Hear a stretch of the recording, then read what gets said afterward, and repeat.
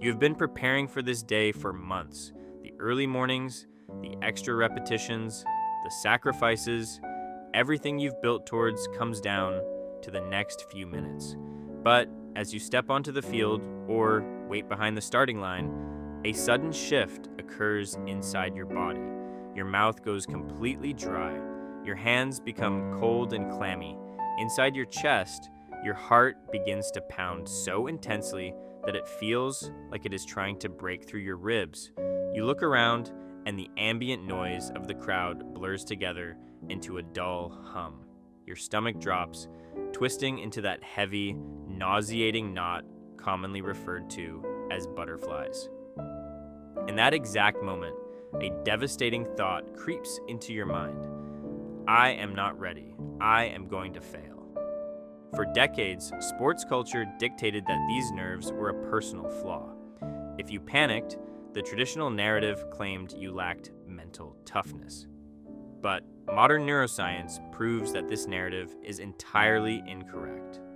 What you are experiencing is not a lack of willpower, nor is it an indicator of upcoming failure.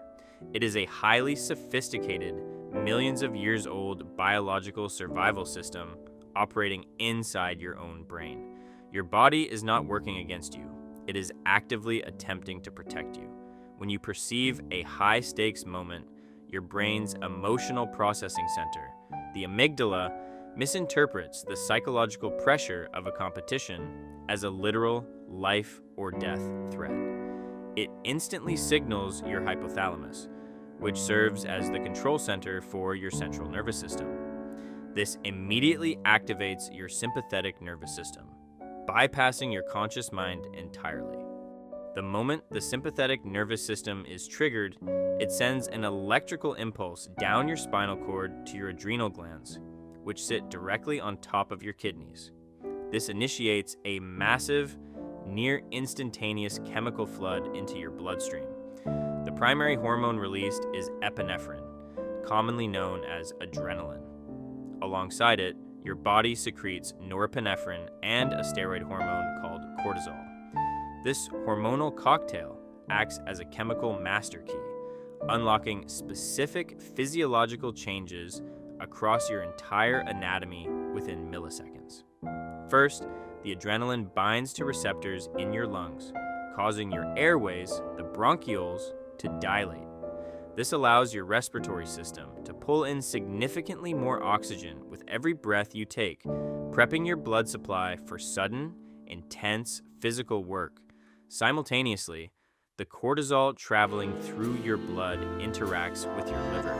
It signals the liver to immediately release stored glycogen and convert it into glucose. This floods your bloodstream with readily available, fast-acting sugar to feed your brain and muscles.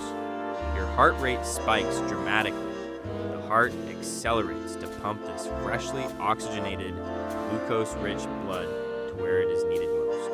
Your blood pressure rises because the smooth muscles surrounding your blood vessels contract, forcing the fluid to travel at a higher velocity throughout your system. Your brain cannot distinguish between the pressure of a championship match and the danger of an apex predator. Evolutionarily speaking, your body doesn't care about a trophy or a personal record.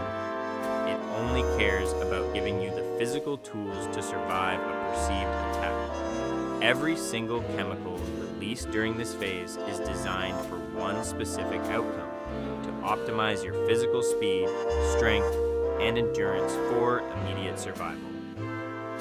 Hey, even though this chemical surge is meant to optimize your body, it often leaves you feeling physically broken. To understand why, we have to look at a biological process called vasoconstriction, the narrowing of the blood vessels. When the sympathetic nervous system takes over, it ruthlessly prioritizes your anatomy. It decides which organs are critical for immediate survival and which ones are not. Your digestive tract, your skin, and your extremities are deemed non-essential during a crisis. As a result, blood vessels leading to your stomach and intestines constrict, reducing blood flow to your digestive system by up to 80%. This sudden loss of blood volume is what causes that distinct, hollow, nauseating dropping sensation in your gut. The butterflies are literally the feeling of your digestive system shutting down. This blood has to go somewhere, so it is aggressively rerouted. It flows directly into your major skeletal muscles, your quadriceps, hamstrings, biceps, and triceps. Your body is physically engorging your limbs with fuel so you can run faster or strike harder, because blood is being pulled inward to protect your vital organs and fuel your major muscles. The capillaries in your hands and feet constrict. This is why your fingers get cold and clammy right before a performance. Your body is sacrificing the temperature of your hands to preserve your core. Furthermore, your salivary glands slow down production because digesting food is no longer a priority, leaving you with a completely dry mouth. Your pupils dilate to let in more light, which improves your peripheral vision but can make close-up objects look blurry. Every uncomfortable symptom you feel is actually a highly coordinated, intentional adaptation. If this physiological response is meant to optimize our performance, why do athletes so often choke or make critical errors when they are nervous? The answer lies in how our conscious mind reacts to these physical changes.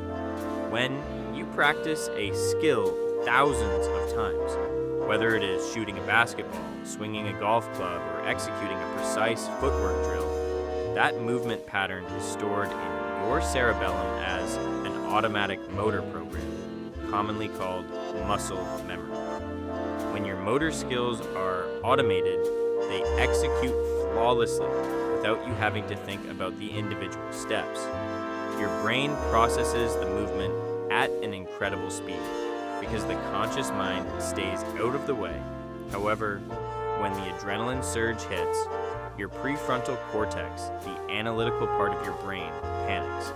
It senses the racing heart and the cold hands and interprets them as a sign that something is wrong. In an attempt to fix the problem, your conscious mind tries to take manual control over your movements. Psychologists call this explicit monitoring theory. Instead of letting your muscle memory run automatically, you begin analyzing your hand placement, your footing, and your timing in real time. You are treating a highly practiced, fluid skill as if you were learning it for the very first time. This conscious overanalysis creates a micro delay in your neural pathways. It breaks the natural rhythm of your muscles, causing you to freeze, hesitate, miscalculate your power, or completely miss a target you hit easily during practice. Chapter 5.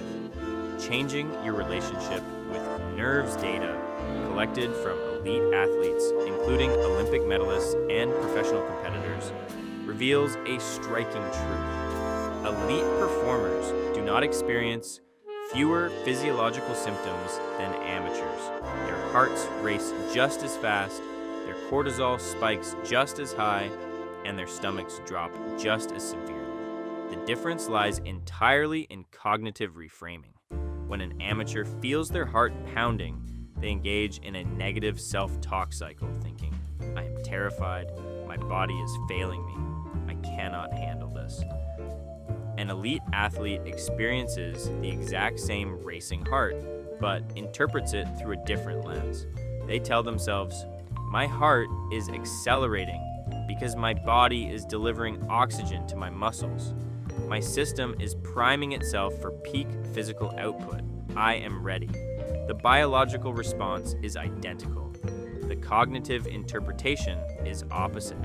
You do not need to eliminate your pre-game nerves, and biologically, you cannot stop them. To perform under pressure, you simply need to understand the biology, accept the adrenaline, and allow your body to use the energy it has spent millions of years evolving to give you.